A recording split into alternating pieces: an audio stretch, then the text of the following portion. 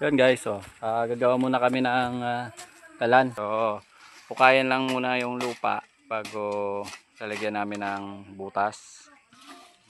Yan.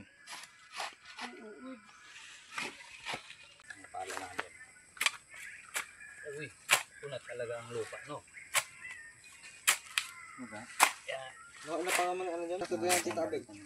Oo.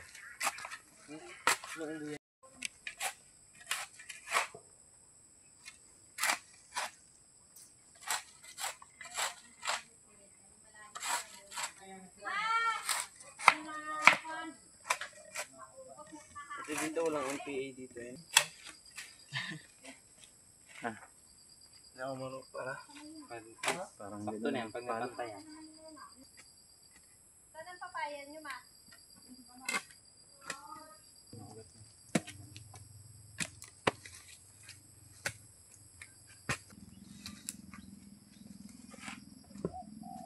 Kabingge. MPA ganyan na ningo ata. MPA. O ayan guys, Tapos na yung ano, natapos na rin namin yung ginawang kalan. kalan. Ayan. Dahil walang So yun guys, tapos na yung kalan. Magluluto na kami. Yun guys, tapos na namin yung kalan. Apoyan na namin para magamit na, para makapagpainit kami ng tubig para doon sa manok na lutuin namin. Para mabalahibuhan siya.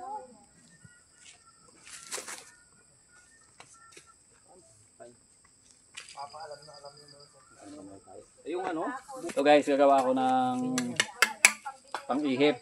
May tawag dito sa amin sa Ilocano to, anguyob. Maraming mga karelate mga Ilocano.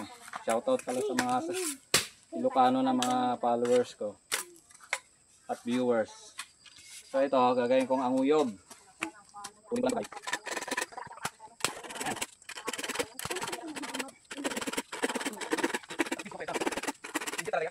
Ay, video? Ay, screenshot ko na. Mali ako. Post ko lang to. saka na.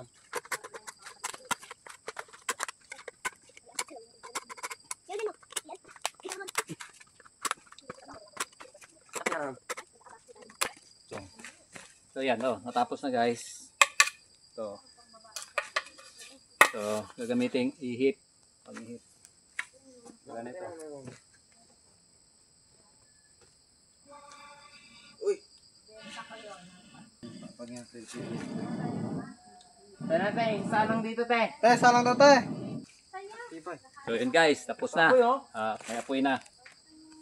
Nakagawa na ako ng anguyob. Anguyob sa Ilocano kasi yun eh. Hindi ko alam sa ibang lingwahe or ibang terms.